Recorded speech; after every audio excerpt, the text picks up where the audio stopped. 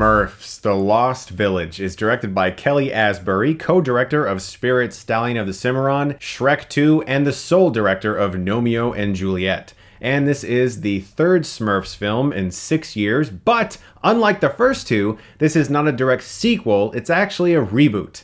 There are no humans in this movie, no Neil Patrick Harris or Brendan Gleeson. This time it's a fully animated Smurfs movie. In other words, this is the Smurfs movie they should have just made from the beginning, but they didn't. I don't know why.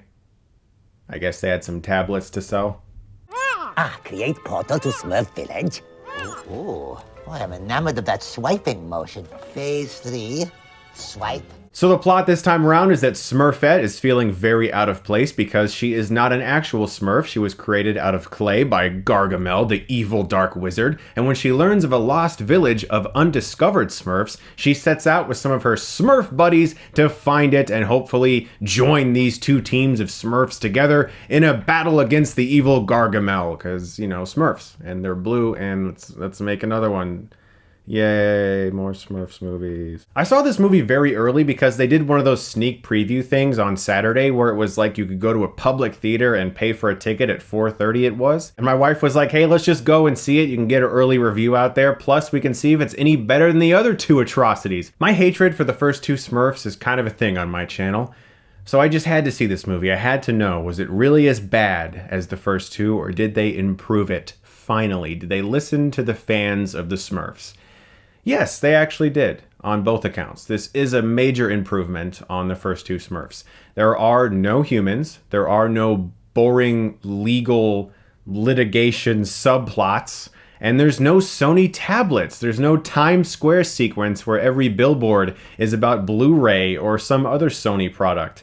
Gratefully, this is actually a major improvement on the first two. Is it a good film, though?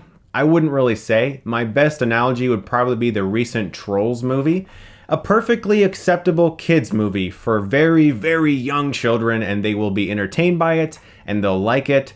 Does it push the boundaries or challenge family entertainment? No. It follows beat for beat the basic formula of every average children's film. There's a big dance sequence, a bunch of jokes that aren't funny unless you're 5, a whole bunch of action sequences that really don't matter. They're just there to entertain kids, and there's nothing wrong with that. This is the first theatrical Smurfs movie I've seen that's not offensive. It's just very bland. It's your run-of-the-mill children's movie. Young kids are going to be very entertained. Everyone else, not so much, which is kind of unfortunate actually, because there are plenty of fans of the Smurfs today that are in their 30s and 40s, because this cartoon and even the comic strip dates back pretty far. And there's a lot of fans nowadays that are no longer kids, and these films now are squarely aimed at children. And that's possibly the only reason I can really find to justify why the first two films had adults, because they were trying to in some way also cater to the adult fans of the Smurfs. But now this one is 100% aimed at that elementary school bracket. So people who grew up with the cartoon in the 80s who are now in their 30s or 40s are probably not going to find much to enjoy here. This is 100%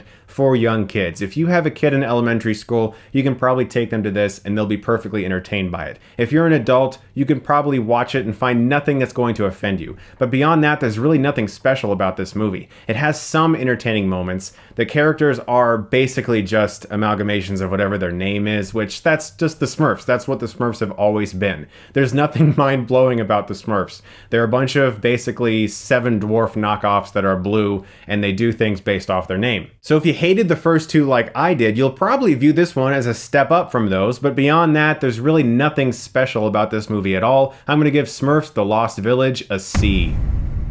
Considerably better than the others, but there are far better family films to show your kids than this one. This is basically one of those babysitting movies. You put it on, your kids entertain for 90 minutes, and they don't cry, they don't do anything, they don't run around, they don't break anything. They're watching Smurfs The Lost Village, and it's entertaining them. That's basically what this movie is for. Beyond that, you don't really have to see it. Guys, thank you so much, as always, for watching. Look forward to my reviews of Ghost in the Shell. I'm also seeing a screening of Gifted this week, which I'm really excited for. Thank you so much, guys. You're the best. And if you like this, you can click right here and get Stuckmanized.